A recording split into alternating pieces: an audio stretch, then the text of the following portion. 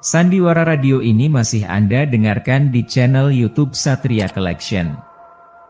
Jangan lupa tekan tombol like dan subscribe.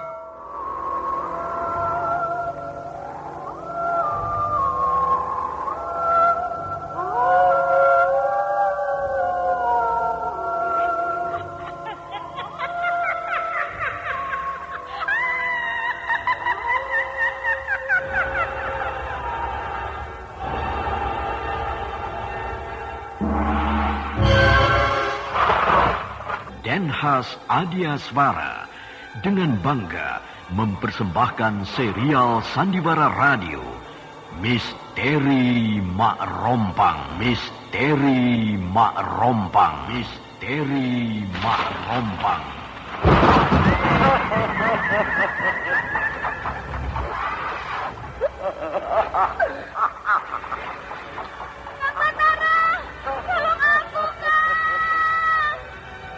Cepat kemari, Wulan! Mak Rompang, kisah bangkitnya kembali setiap 200 tahun.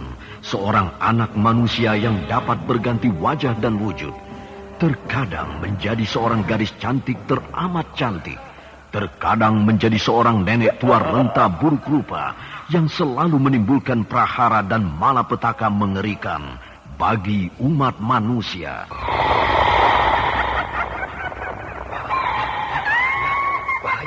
Kita dalam bahaya. Sina, cepat tinggalkan tempat ini. Cepat. Tunggu, Kamira. Aku mau menutup warung dulu. Jangan pikirkan warungmu, pikirkan nyawamu. Hei, menjauh. Tuk Tunggal bilang menjauh. Takut pintu berawa panas. Tuk Tunggal ada di mana, Wira? Tuk Tunggal berada di dalam kabut. Hei, menyingkir semua. Menyingkir keluar dari desa.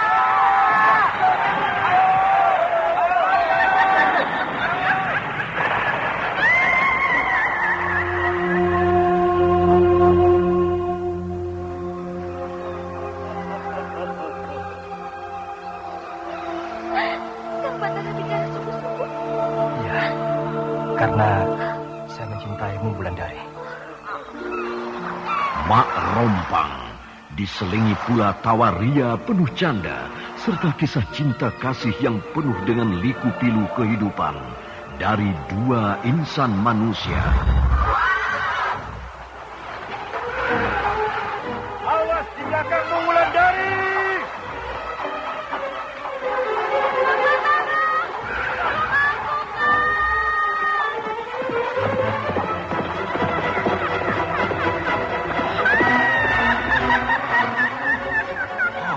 Celaka, Wulandari dibawa lari Mak Rompang.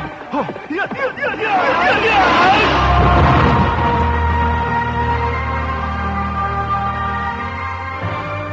Didukung artis-artis terkenal Ferry Fadli, Yvonne Rose, Anna Sambayon, dan sederet bintang-bintang terkenal lainnya.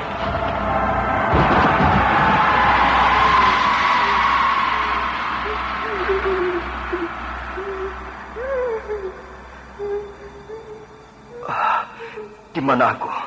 Kau berada di sebuah lembah yang angker. Lembah yang sering disebut orang dengan nama Lembah Merata.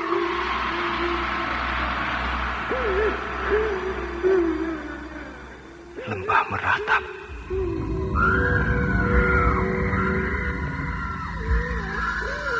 Ikutilah episode ke-7, Lembah Meratap, Lembah Meratap, Lembah Meratap.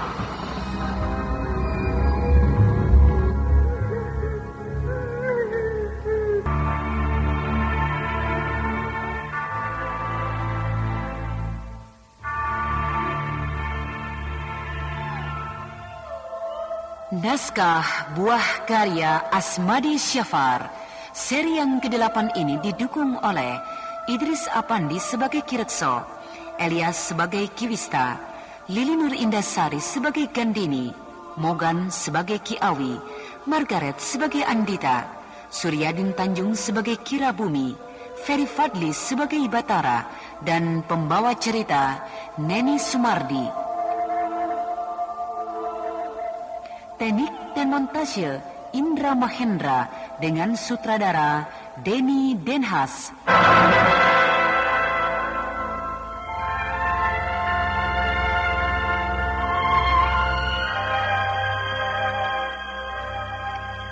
Pada kisah yang lalu diceritakan, Tembung sudah kembali ke Tegal Sari.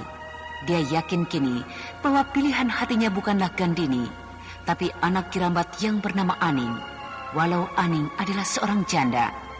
Sementara itu Kirekso mengutus Kiwista untuk pergi ke kota raja mencari Raden Wangsadirja. Kirekso ingin kepastian perkawinan anaknya, karena waktu yang ditetapkan tinggal 1 bulan lagi. Namun sayang, Kirekso tidak tahu kalau Raden Wangsadirja tidak begitu berminat dengan Gandini. Dia hanya ingin mengawini Gandini hanya 1 malam saja. Bahkan pesta perkawinannya pun tidak akan diadakan besar-besaran, bahkan cenderung untuk diadakan bersahaja saja.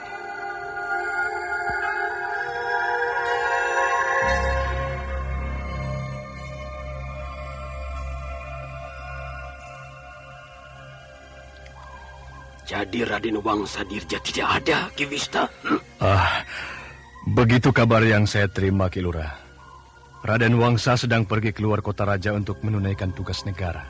Jadi kita harus menunggu berita dari Raden Wangsa tentang pelaksanaan perkawinan itu. Betul, Ki Lurah. Kita tidak bisa memutuskan sendiri. Kita harus menunggu kabar dari Raden Wangsadirja. Lalu bagaimana dengan persiapan-persiapan yang telah kita buat ini? Sebaiknya kita tangguhkan dulu, Ki Lurah. Karena Raden Wangsadirja belum tentu akan kembali dalam 1 bulan ini ke kota raja. Celaka. Kalau kita tangguhkan, maka aku akan malu pada semua orang di desa ini.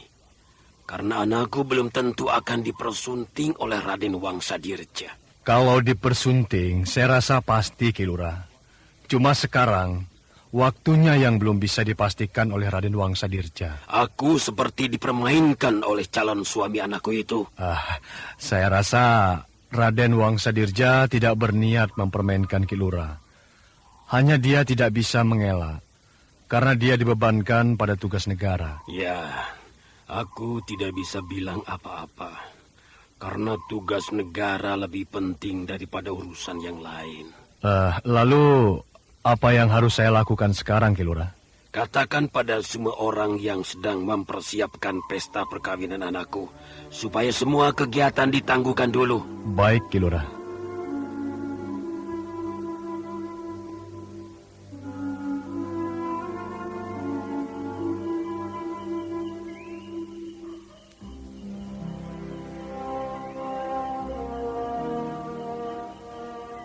Kau harus tenang menghadapi berita ini. Saya yakin Kiwista tidak becus mengurusnya, sehingga terjadi hal-hal seperti ini. Kiwista adalah orang kepercayaanku, Gandini. Tidak mungkin dia mengabaikan apa yang telah aku bebankan di pundaknya. Tapi Kiwista baru sekali itu kan ke kota raja, Ki Lurah. Dia belum tahu seluk-beluk kota raja, sehingga dia tidak berusaha mencari Raden Wangsa. Bagaimana dia harus mencari Raden Wangsadirja, anakku? Karena Raden itu tidak ada di kota raja. Raden Wangsa sedang menunaikan tugas negara. Saya tidak yakin kalau Raden Wangsa pergi keluar kota raja. Andai saja saya yang menyusul Raden Wangsa ke kota raja, pasti bertemu. Kau ini aneh, anakku. Kau seolah-olah tidak percaya dengan kesibukan calon suamimu. Bukan tidak percaya, tapi tidak akan mungkin Raden Wangsa ditugaskan keluar kota. Kau ini aneh, anakku. Saya mohon pada Ki Lurah supaya saya diizinkan pergi ke kota raja besok pagi mencari Raden Wangsa. Kau akan berangkat ke kota raja? Buat apa? Karena saya malu kalau sampai bulan depan perkawinan ini tidak bisa dilaksanakan. Kita tidak bisa berbuat apa-apa kalau Raden Wangsa belum memberikan jawabannya, Gandini. Itu sebabnya saya minta pada Ki Lurah supaya saya diizinkan pergi ke kota raja untuk menemui Raden Wangsa. Karena saya yakin bahwa saya bisa menemui Raden Wangsa di sana. Kau yakin bisa menemukan Raden Wangsa, anakku? Yakin, karena saya tahu betul bagaimana cara untuk bisa menemukan Raden Wangsadirja di sana. Ya, baiklah. Kapan kau akan berangkat ke kota raja? Kalau Rama mengizinkan, maka besok pagi saya akan berangkat. Baiklah, jaga dirimu baik-baik. Dan jangan lama-lama di sana, karena aku perlu mendengar berita darimu. Terima kasih, Ki Lurah. Sandiwara radio ini masih Anda dengarkan di channel YouTube Satria Collection. Jangan lupa tekan tombol like dan subscribe.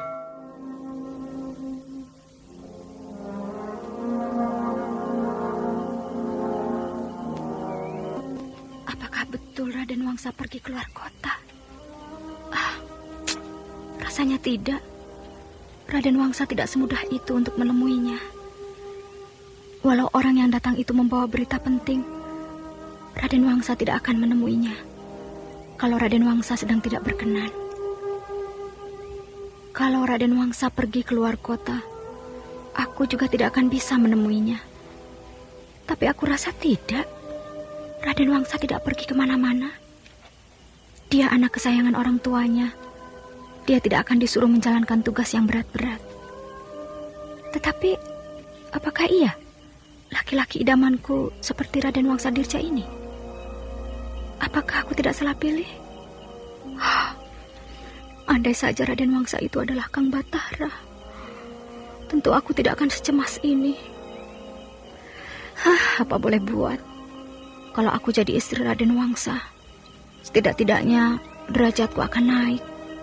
Aku juga akan menjadi seorang bangsawan seperti suamiku. Memang, seharusnya yang cocok jadi suamiku adalah Kang Batara. Tidak ada pemuda segagah dan sempurna dia sifatnya. Tapi sayang, ayahku tidak setuju. Hanya Kang Batara adalah orang kebanyakan. Dan juga Kang Batara tampaknya enggan menyunting diriku. Karena aku anak seorang kepala desa. Sedangkan Kang Batara hanyalah anak rakyat biasa. Kenapa aku memikirkan Kang Batara terus? Sedangkan hari sudah bertambah larut. Aku harus tidur, supaya besok aku tidak letih menempuh perjalanan ke kota raja.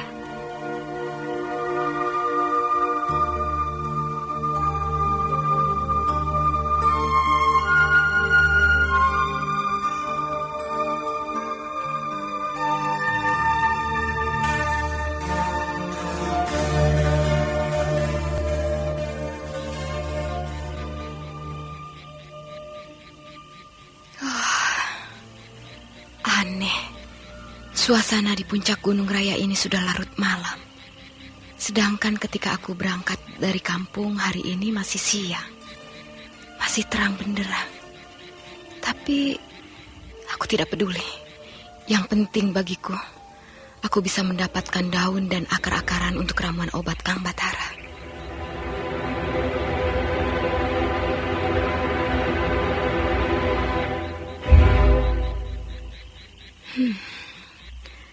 Sebuah padepokan. Padepokan tempat Kang Batara ditempa oleh gurunya. Padepokan ini luas dan bersih. Pasti guru Kang Batara adalah seorang yang tidak suka pada kesemrautan. Dia menata tempat ini seperti seorang perempuan. Oh, itu guru Kang Batara. Dia sedang duduk bersemedi. Sedang Batara memang tidak ada di sini. Batara sedang terbaring di rumah seorang dukun yang bernama Awi. Kenapa aku harus berlama-lama melihat dan mengamati padepokan ini? Bukankah tugasku kemari mencari obat untuk Kang Batara? Aku harus cepat mencarinya, supaya Kang Batara bisa tertolong nyawanya.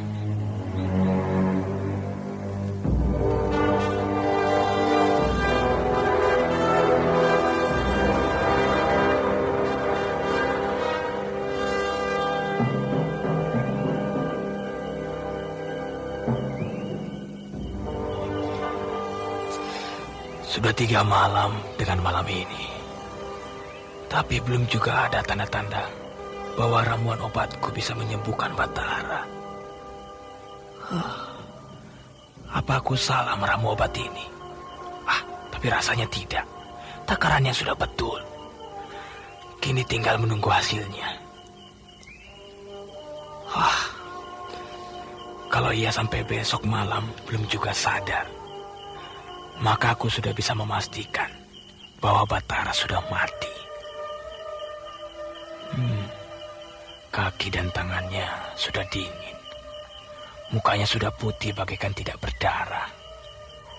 Hanya detak jantungnya saja yang menandakan kalau dia masih hidup.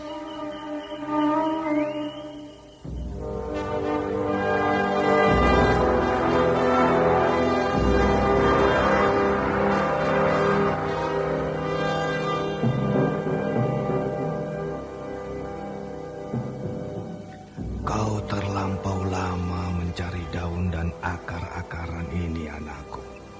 Sudah setengah hari aku menunggumu. Apakah itu lama, Rama? Bagi kita memang tidak lama. Tapi bagi orang-orang di dunia sana, sudah berlangsung selama 3 hari 3 malam. Lalu bagaimana, Rama? Kau tunggulah. Aku akan meramu obat ini. Lalu kau antarkan pada Batara. Baik, Rama. Seharusnya aku tidak berlama-lama mengamati padepokan di puncak Gunung Raya tadi. Sehingga aku bisa cepat kembali di hadapan Rama. Semoga saja Kang Batara bisa tertolong. Rama, apakah kita masih punya waktu untuk menyelamatkan Kang Batara? Kira Bumi tidak menyahuti pertanyaan anaknya. Laki-laki setengah baya itu sedang beramu obat sambil mengucapkan mantra-mantra. Dan tidak lama setelah itu, Kira Bumi melakukan semedi yang cukup lama, sehingga Andita tidak berani bertanya lagi. Kemudian Kira Bumi memberikan petunjuk pada Andita bagaimana cara mempergunakan obat hasil ramuannya itu. Sementara Andita mendengarkan dengan tekun. Setelah selesai, dengan sekejap Andita raib dari hadapan bapaknya. Bayangan gadis itu melesat cepat di langit malam ke arah desa Tanah Retak, di mana Batara sedang terbaring sakit dan tidak bergerak. Sandiwara Radio ini masih Anda dengarkan di channel YouTube Satria Collection. Jangan lupa tekan tombol like dan subscribe.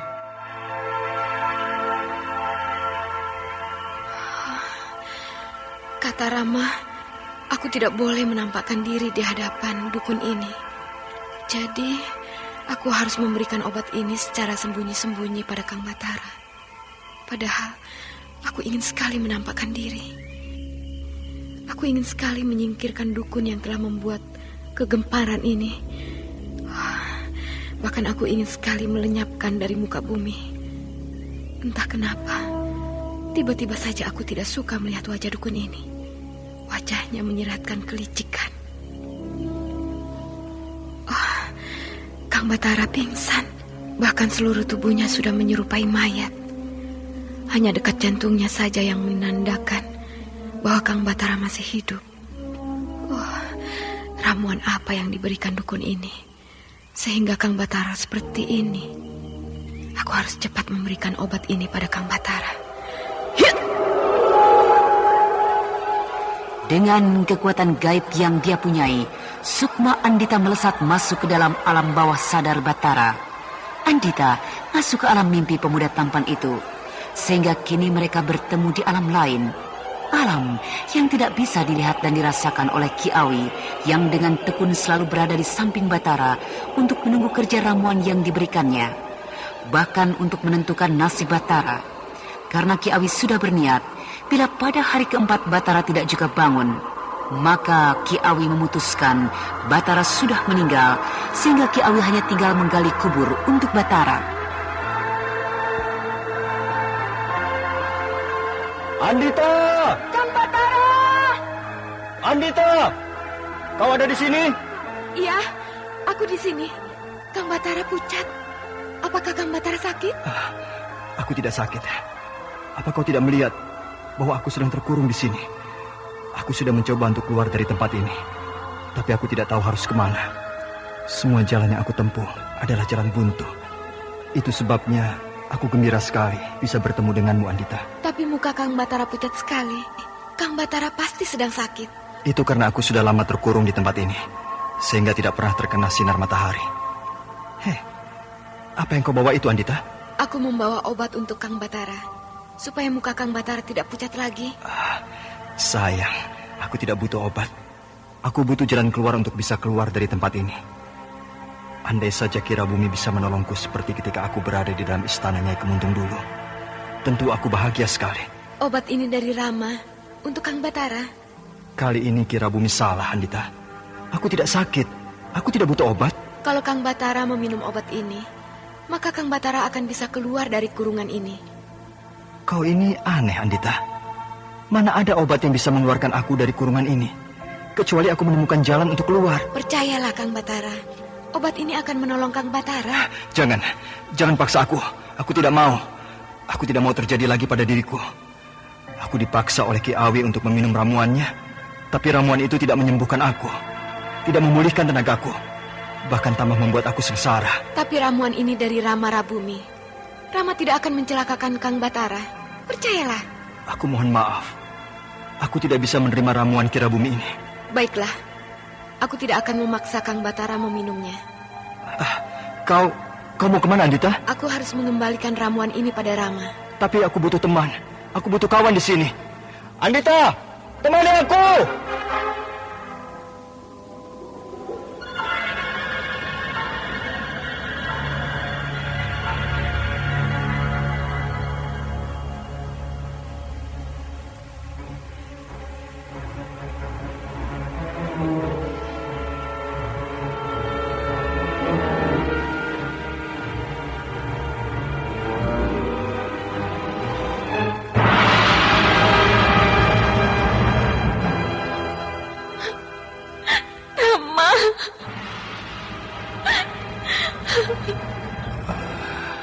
Kenapa kau menangis, anakku?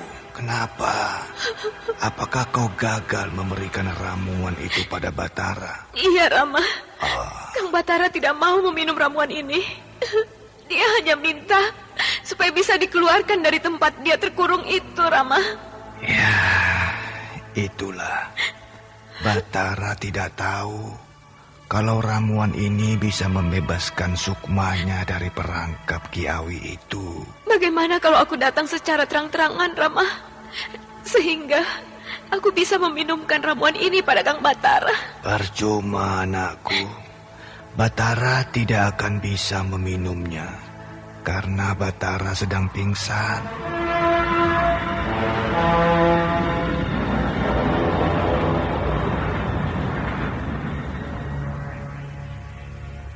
Bila lepas tengah hari nanti, maka Batara sudah dianggap mati oleh Ki Awi. Bukankah jantung Kang Batara masih berdetak, Rama? Tidak, anakku, tidak. Jantung Batara sudah tidak akan berdetak. Batara akan mati suri. Sehingga dukun itu akan menganggap Batara sungguh-sungguh mati. Lalu dukun itu akan menguburkan jasad Batara. Bagaimana kita bisa menolongnya, Rama? Aku belum tahu, Andita. Bagaimana cara menolong Batara? Kalau saja Batara dikubur oleh Ki Awi, maka Batara akan mati sungguh-sungguh.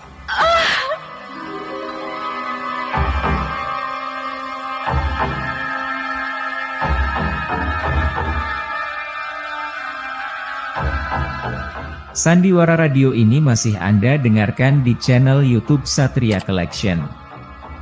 Jangan lupa tekan tombol like dan subscribe.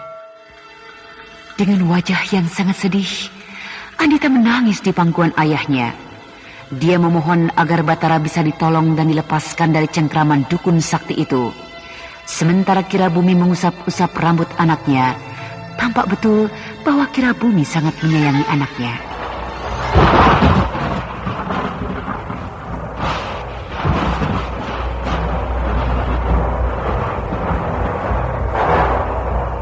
Nah, saudara pendengar yang berbahagia, bagaimanakah kisah ini selanjutnya? Untuk mengetahui jawabannya, ikutilah terus serial Sandiwara Radio ini. Demikianlah tadi serial Sandiwara Radio, Misteri Mak Rompang, episode ke-7, Lembah Meratap dipersembahkan oleh Denhas Adya Suara. Terima kasih atas perhatian Anda. Sampai jumpa.